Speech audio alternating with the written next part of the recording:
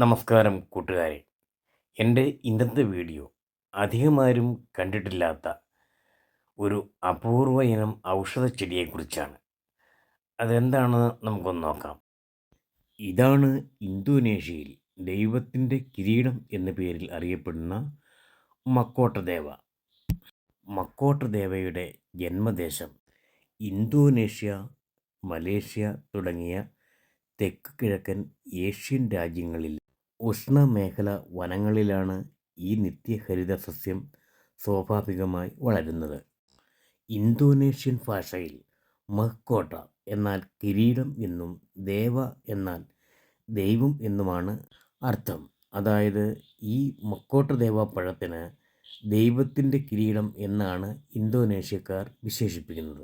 Mahkota dewa പഴങ്ങളുടെ മുകളറ്റത്തായി ഒരു കിരീടത്തിൻ്റെ മാതൃകയുണ്ടെന്ന് ഒരു വിഭാഗം ആളുകളും, അതല്ല രോഗങ്ങളെ സുഖപ്പെടുത്തുവാനുള്ള ഇതിൻ്റെ അസാധാരണമായ ഔഷധശേഷി കണക്കിലെടുത്താണ് ഇതിന് ഔഷധങ്ങളുടെ രാജാവ് അല്ലെങ്കിൽ കിരീടം എന്ന പദവി പരമ്പരാഗതമായി നൽകിയിരിക്കുന്നതെന്നും ഒരു വിഭാഗം ആളുകൾ പറയപ്പെടുന്നു. മക്കോട്ടദേവ ഉപയോഗിച്ച് നിയന്ത്രിക്കുവാനും മാറ്റുവാനും സാധിക്കുമെന്ന് വിശ്വസിക്കപ്പെടുന്ന രോഗങ്ങൾ എന്തൊക്കെയാണെന്ന് നമുക്കൊന്ന് നോക്കാം. പ്രമേഹത്തിന് രക്തത്തിലെ പഞ്ചസാരയുടെ അളവ് കുറയ്ക്കുവാൻ മക്കോട്ടദേവ വളരെ ഫലപ്രദമാണെന്ന് പറയപ്പെടുന്നു. കൂടാതെ രക്തക്കുഴലുകളിൽ അടിഞ്ഞുകൂടുന്ന ചീത്ത കൊളസ്ട്രോൾ കുറയ്ക്കുവാനും രക്തയോട്ടം സുഗമമാക്കുവാനും ഇത് സഹായിക്കുന്നു. ഇതുവഴി ഉയർന്ന രക്തസമ്മർദ്ദം നിയന്ത്രിക്കുവാനും ഹൃദ്രോഗ സാധ്യത കുറയ്ക്കുവാനും സാധിക്കുമെന്ന് പറയപ്പെടുന്നു. മക്കോട്ടദേവയിൽ അടങ്ങിയിരിക്കുന്ന ശക്തമായ ആൻറ്റി ഓക്സിഡൻറ്റുകൾ ശരീരത്തിലെ കോശങ്ങളുടെ അസാധാരണമായ വളർച്ചയെ പ്രതിരോധിക്കുവാൻ സഹായിക്കുമെന്നും അതുവഴി ബ്രസ്റ്റ് ക്യാൻസർ, സെർവിക്കൽ ക്യാൻസർ എന്നിവയെ തടയുവാനും സാധിക്കുമെന്ന് വിശ്വസിക്കപ്പെടുന്നു. മാത്രമല്ല ശരീരത്തിലുണ്ടാകുന്ന ചൊറി, ചിരങ്ങ്, അലർജികൾ, എക്സിമ തുടങ്ങിയ ചർമ്മ പ്രശ്നങ്ങൾക്ക് മക്കോട്ടദേവയുടെ ഇലയും പഴവും അരച്ചു പുരട്ടുന്നത് നല്ലതാണെന്നും വിശ്വസിക്കപ്പെടുന്നു. മാത്രമല്ല മക്കോട്ടദേവ പഴങ്ങൾക്ക് നീർക്കെട്ട് കുറയ്ക്കുവാനുള്ള ശേഷിയുണ്ട്. യൂറിക് ആസിഡ് കൂടിയത് മൂലമുണ്ടാകുന്ന സന്ധിവേദന, വാതസംബന്ധമായ വേദനകൾ എന്നിവയ്ക്ക് മക്കോട്ടദേവ ആശ്വാസം നൽകുമെന്നും പറയപ്പെടുന്നു.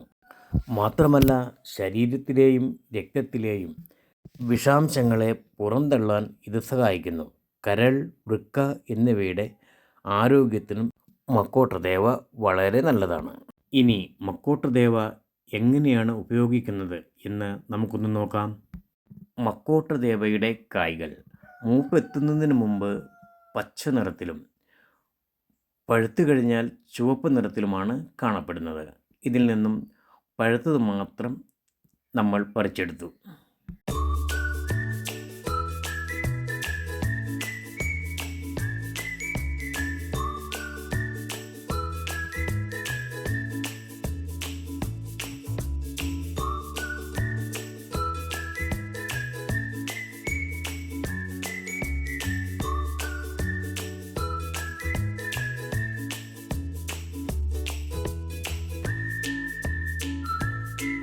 പറിച്ചെടുത്ത പഴങ്ങൾ ഒരേ കനത്തിൽ അരിഞ്ഞെടുക്കുവാൻ പ്രത്യേകം ശ്രദ്ധിക്കണം.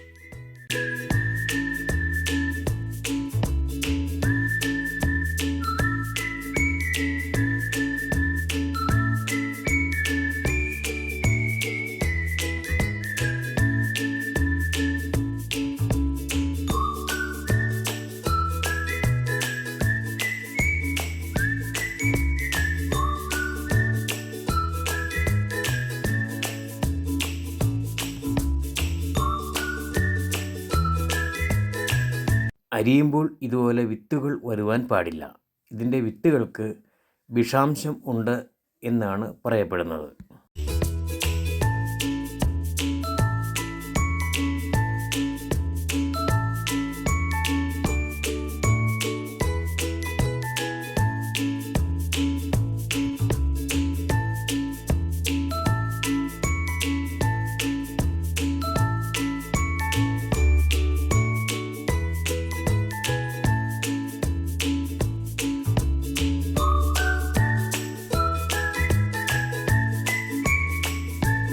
ഇങ്ങനെ അരിഞ്ഞ പഴങ്ങൾ വെയിലത്തോ അല്ലെങ്കിൽ മറ്റു മാർഗങ്ങൾ ഉപയോഗിച്ചോ ഉണക്കിയെടുക്കുക.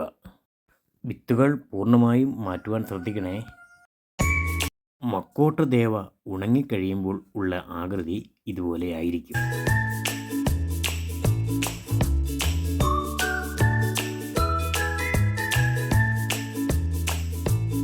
ഇനി നമുക്ക് ഇതൊന്ന് തിളപ്പിച്ച് നോക്കാം.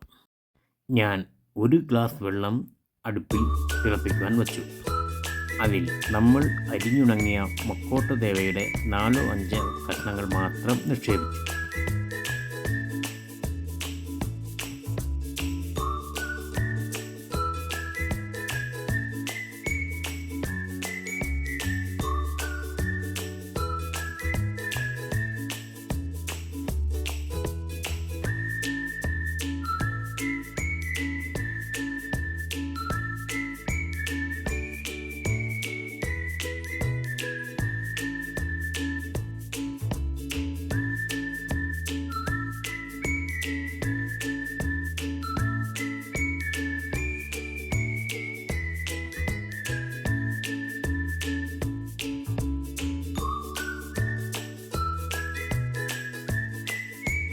തിളപ്പിച്ച് കഴിയുമ്പോൾ വെള്ളത്തിൻ്റെ നിറം ഇതുപോലെ ആയിരിക്കും.